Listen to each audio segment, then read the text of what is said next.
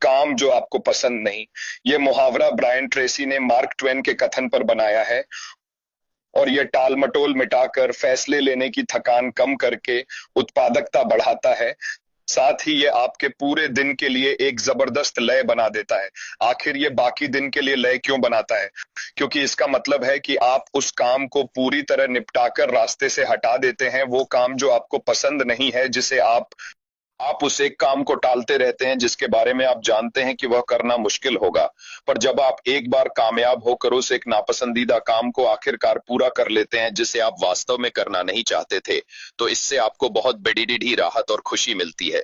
और बस यही वजह है कि यह बात समझना और पहचानना बहुत ही ज्यादा जरूरी है कि वहां ऐसे कई काम होंगे जो आपको करना शायद अपने मन से बिल्कुल भी पसंद नहीं है, मगर वो करने ही पड़ेंगे। इसलिए उन्हें पीछे टालने के बजाय आपको उन्हें अपनी सबसे पहली प्राथमिकता देनी चाहिए। शेल्फ, बस बिल्कुल इसी जगह पर तो ईटिंग द फ्रॉग वाली तकनीक निश्चित रूप से काम आती है। तो फिर आखिर इसके कुछ बुनियादी सिद्धांत और इसे लागू करने के तरीके क्या हैं? इनमें सबसे पहली बात यह है कि आखिर आप इसकी सही पहचान किस तरह से करते हैं। इसका मतलब है दिन के सबसे जरूरी, असरदार या मुश्किल काम को चुनना जिसे आपको दिन की शुरुआत में सबसे पहले करना है, चाहे वह काम कुछ भी क्यों ना हो। जैसा कि आप जानते हैं, यहां हमारी इस नैरोबोट पर सबसे बुरे कामों में से एक, वैसे तो कई हैं, पर उनमें से एक है टॉयलेट खाली करना। ये एक चुनौती है, वैसे पूरी तरह चुनौती नहीं, लेकिन अगर आप हाउस बोट पर रहते हैं तो ये वो चीज है जिसे आपको निश्चित रूप से समझना और अपनाना ही पड़ता है। आपको खुद टॉयलेट खाली करना होता है, आपको उसमें पानी भी भरना होता है, और ये वास्तव में वो काम है जो किसी भी इंसान को करना बिल्कुल पसंद नहीं होता है, और कोई रास्ता नहीं, आपको ये सब करना ही पड़ता है। मैं तो हमेशा ही इसे तब तक टालता हूं जब तक हो सके। फिर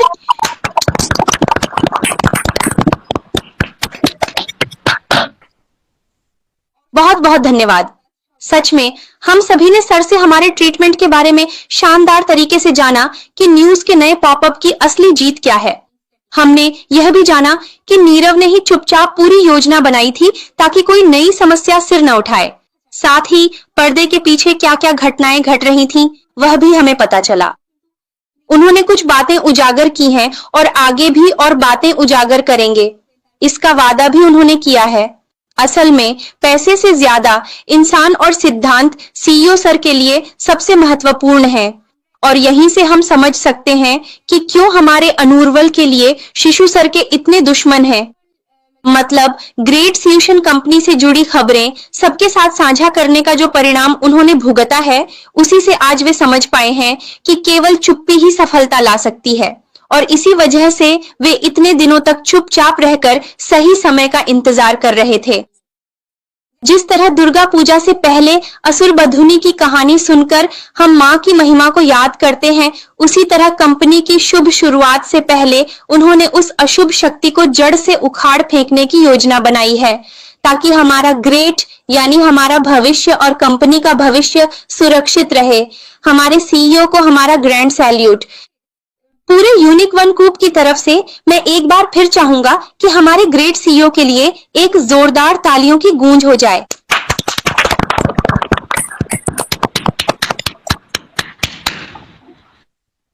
सच में कितनी दूरदर्शिता और कितनी समझदारी होनी चाहिए कि वे इतनी सुंदर पहल कर सकते हैं, और वहां खड़े होकर सच में हम हर दिन यह महसूस कर रहे हैं कि यहाँ सच में अगर हम नैतिक रहें तो हम अंत तक आदर्शों पर चल सकते हैं, कभी नहीं रुकेंगे।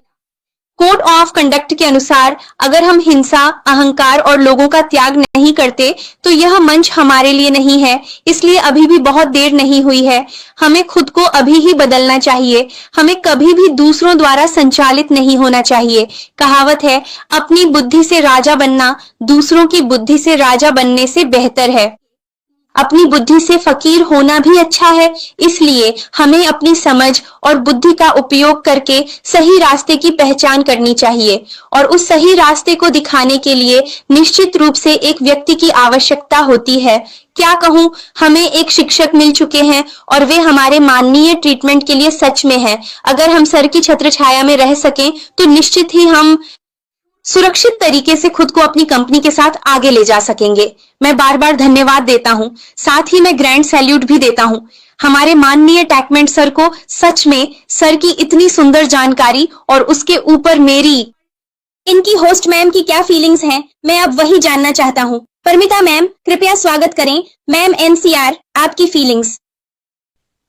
तो सबसे पहले मैं राउंड करना चाहूंगी, साथ ही कोर्स पैनल की ओर से हमारे लिए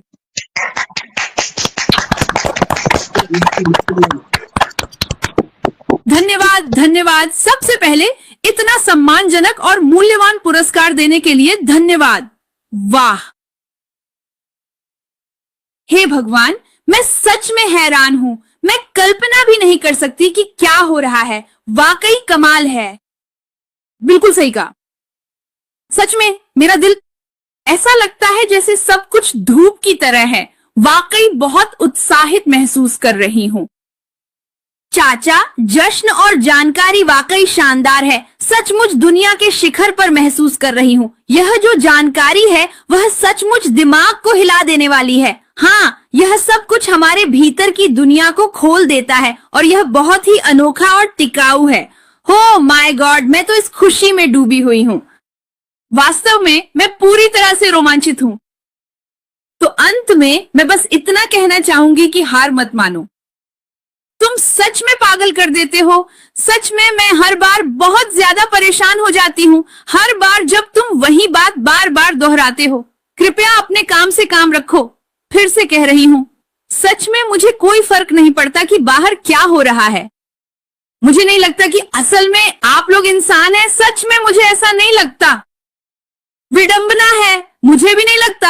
आखिरी बार आपको चेतावनी दे रही हूँ, उसके बाद हमारे बयान पर कुछ मत कहना सर, आपको कुछ नहीं पता। और एक जगह है, वह है हमारा बिन बीच प्लेस। हमारी जिंदगी में कोई आइडिया नहीं है। वह हमारा आदमी है। फिर से गुरु, वही अपने जैक का अनुसरण करता है। मैं स्पाद हूं। तो कृपया एकजुट रहे, भरोसा करना।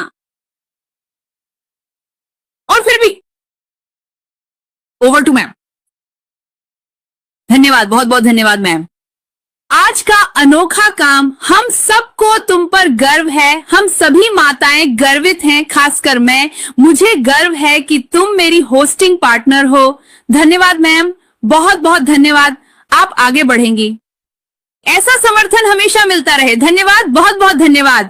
तो निश्चित ही हमारे सर की जानकारी के अनुसार, मतलब YouTube से कोई कमेंट सस्पेंड हो जाए, ऐसा सच में हो ही नहीं सकता।